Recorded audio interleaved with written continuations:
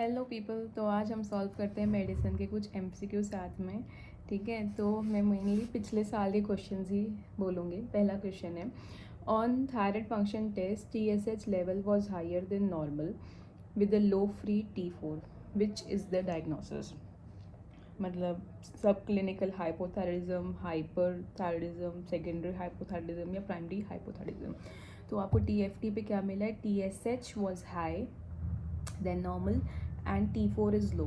TSH high है मतलब और T4 लो है, मतलब वो जा ही नहीं रहा, भले बन रहा हो। I according to me it is hypothyroidism. Let's see, I am marking it hypothyroidism, primary hypothyroidism I have marked, and it has come true. Means what I was thinking was right, and I was thinking in the direction that अगर TSH का level high है मतलब thyroid level बहुत ज़्यादा high है, thyroid होमोन निकल रहा है, बट अब वो T4 और T3 की फॉर्म में निकलता है और वो पहुंचता है T4 आगे टूटता है T3 में, ऐसे भी होता है। तो हुआ क्या यहाँ पर, T4 कम है।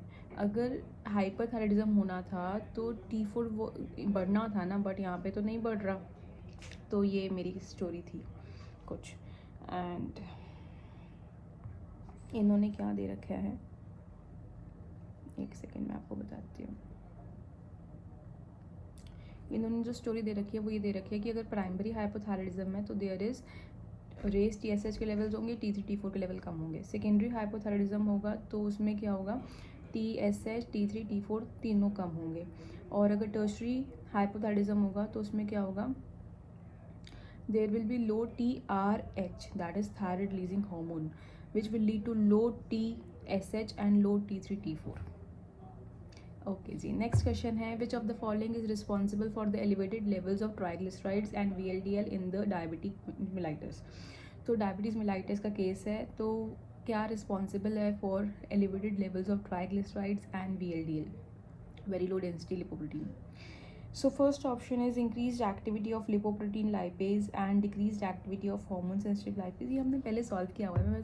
मैं आपको इसकी थ्योरी बताती हूँ। बेसिकली क्या होता है, जो हमारे पास डायबिटीज़ में, पहले मैं आपको ऑप्शन बताती हूँ, ठीक है। तो दूसरा ऑप्शन है increase activity of hormone sensitive lipase and decrease lipoprotein lipase activity. Third point है increase in peripheral function of LDL receptors and fourth option is increase in activity of hepatic lipase. तो यहाँ पर क्या हो रहा है, triglycerides के level बढ़ रहे हैं और VLDL के लेवल बढ़ रहे हैं डायबिटीज़ मिलाइटिस में। ये ना हमने पहले भी ग्रैंड टेस्ट के एनालिसिस जैसे मैं भी आई हूँ ना, तब हमने सेम क्वेश्चन किया था। एंड उसका जो आंसर था ना, वो कुछ ऐसा था, जो इंसुलिन होता है ना वो हार्मोन सेंसिटिव लाइपेज को क्या कर देता है, इनहिबिट कर देता है। अगर वो इनहिबिट होगा तो फिर वो तोड़ेगा कौन लाइपेज को, नहीं तो मतलब फैट को, तो वो बढ़ जाएगा ट्राइग्लिसराइड का लेवल। और दूसरा पार्ट था कि वो इनहिबिट करता है VLDL को, तो वो लो रहता है, ऐसे करके था। और अभी भी इसका आंसर यही है, that is increase activity of hormone sensitive lipase and decrease lipoprotein lipase activity.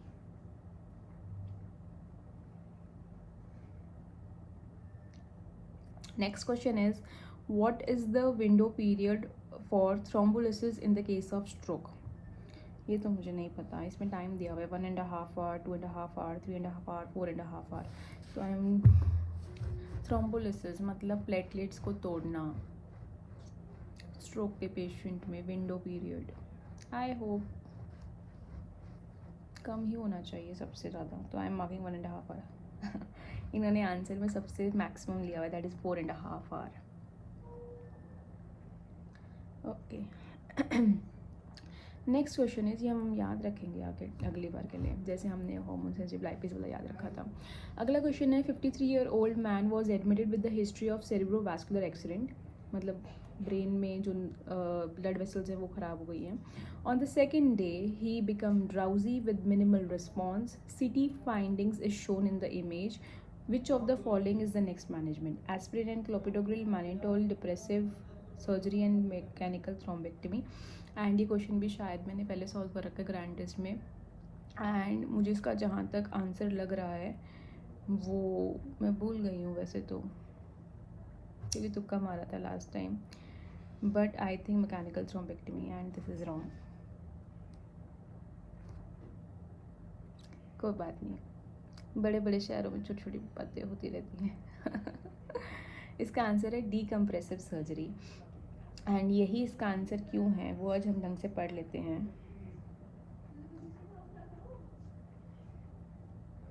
So this is a clinical scenario of a 53-year-old patient which was admitted in the view of cerebrovascular accident, developing neurologic deterioration.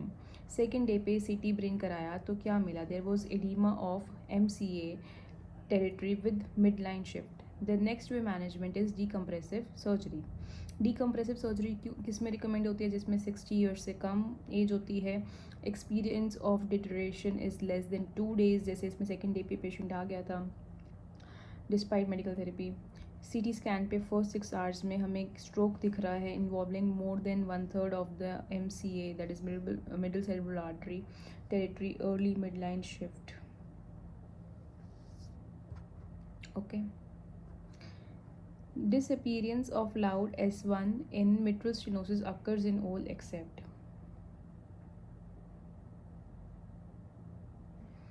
mild MS, that is mild mitral stenosis. Agar the intensity of S1 depends on the distance which is in the anterior leaflet of the mitral valves, moves, leaflet mobility, left ventricular contractility and PR interval. It is independent of the severity of mitral stenosis. तो अगर there is loud S1 mitral stenosis में तो it is mild mitral stenosis. अगला question है ECG दिया हुआ है.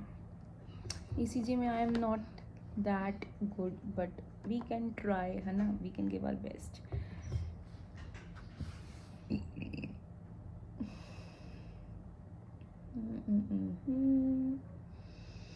P wave दिख रही है मुझे, QRS भी दिख रहा है, T भी दिख रहा है, बट गड़बड़ ये है यहाँ पे जो मुझे दिख रही है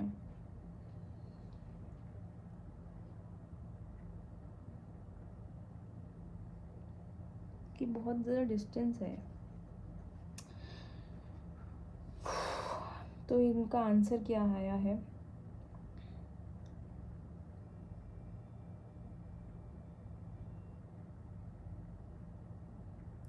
The ECG below shows ventricular bigeminy where every QRS is followed by PVC.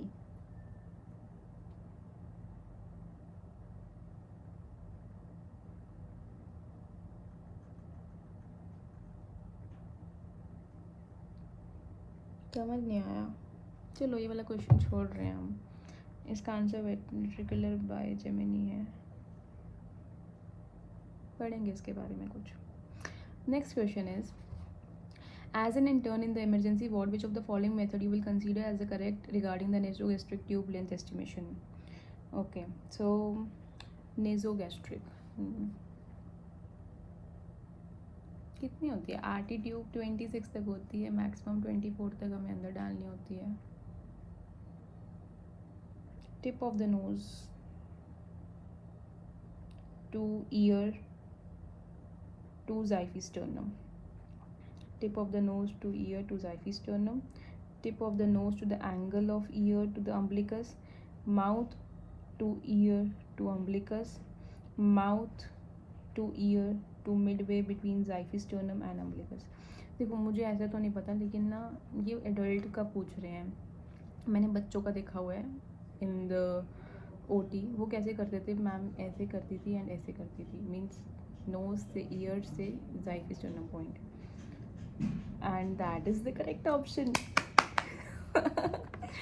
क्योंकि ना मैंने जस्ट ऑब्जर्व किया था, she was doing RT in the new born and I was thinking why she is doing that. And उन्होंने major किया, मतलब ना same day इतनी सारी डिलीवरीज हुई थी, मेरी 24 आवर ड्यूटी थी वहाँ पे, तो सेम चीज़ रिपीट तौर पे देख रही थी. And I was just observing it. I don't know कि इस पर MCQ भी बना हुआ है, and this MCQ has came in NEET also and AIIMS also. I hope you have got the answer. Nose से ईयर तक मेजर करते हैं, फिर इससे xiphoesternum पॉइंट तक मेजर करते हैं.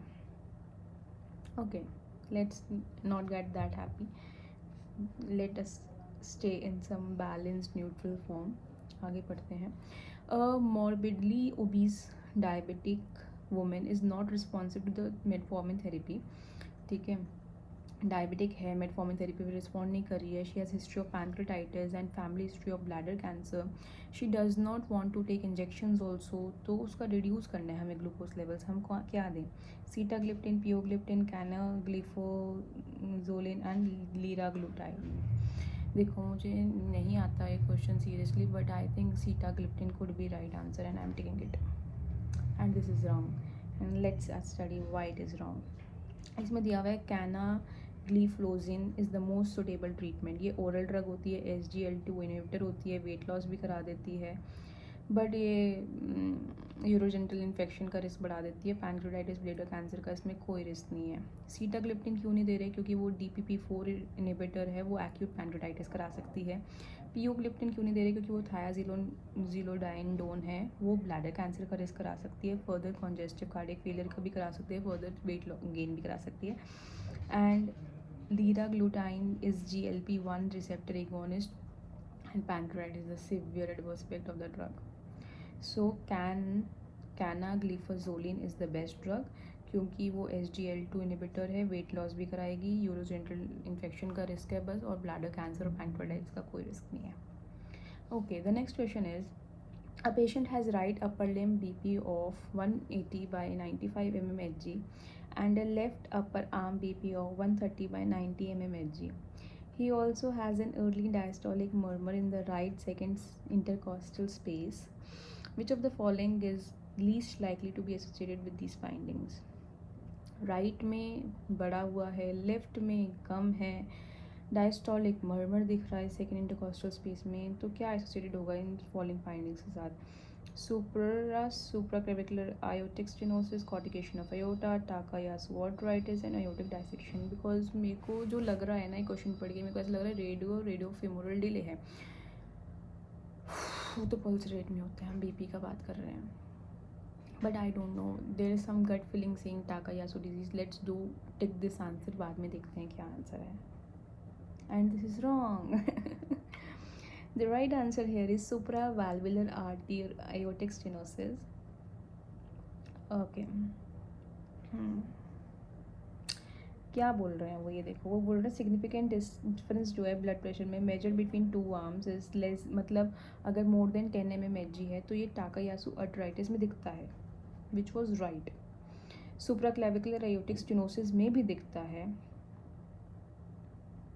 और अयोटिक आर्टिकुलेशन में भी मिलता है, अयोटिक डायसेक्शन मिलता है, मतलब चारों ऑप्शंस में ये दिखता है। Okay, and early diastolic murmur is in the right second sub intercostal space, aortic area suggestive for aortic regurgitation, और supraclavicular aortic stenosis वो पार्ट इन्वॉल्व कर रही है which can cause aortic regurgitation, तो इसलिए वो बेस्ट आंसर है। Means we were in the right direction, बस थोड़ा सा दिमाग लगाना था कि उसमें मर्मर के बारे में भी पूछा हुआ है। अगला क्वेश्चन है, a young donor came to the blood bank for the first time और platelet apheresis with the platelet level of the 1.9 litre. During the course, he developed paresthesis and circumoral numbness during donation. His vitals remained stable, though ECG showed tachycardia with STT changes, which is the reason of the symptoms. Okay, first time platelet was 1.9 litre. Normal कितना होता है? 4 लाख तक. तो 4 लाख तक. During the course, he developed paresthesis and vital stable है, ECG में tachycardia, ST changes दिख रहे हैं. क्या symptoms होंगे? Hypovolemic shock, hypocalcemia, seizures या allergic reaction. According to me, it is hypocalcemia.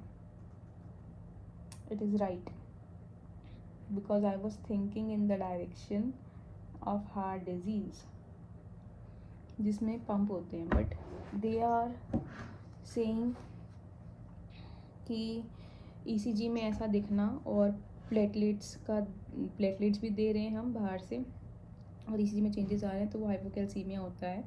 In this case is due to citrate which is used as an anticoagulant in apheresis machine. I was not thinking the right direction. मैं सोच रही थी pump के बारे में, लेकिन ये सोच रहे थे प्लेटलेट्स में जो है उसके बारे में. Next question is, which of the following anti-diabetic drug should be stopped in the patient with creatinine of 5.6 mg per dl? Metformin, linagliptin, metoprolol, insulin. तो ये किडनी डिजीज़ कर रहा है ना कोई, तो इट इज़ मेटफॉर्मिन. क्यों स्टॉप कर देना चाहिए मेटफॉर्मिन? बिकॉज अगर क्रेटिनिन के लेवल्स बढ़ रहे हैं तो रीनल इंसफिशिएंसी हो जाती है. मेटफॉर्मिन नहीं देनी चाहिए किडनी पेशेंट्स में जिनको डायबिटीज मेलिटस है. अगला क्वेश्चन है, 53-year-old patient was admit with complaints of dyspnea. On examination he has puffy face with engorged veins over the chest. SVC obstruction is suspected. Chest x-ray shows mediastinal enlargement. What is the next step? Total blood count with peripheral smear or CT. Thorax start cyclophosphamide. Urgent referral to RT. I think next we should do is CT scan of thorax to confirm the diagnosis and then Langhorns, and this is the right answer. So that's all about this. We will do again the next video. Bye bye. Dr. Muskan Bansal is signing off now.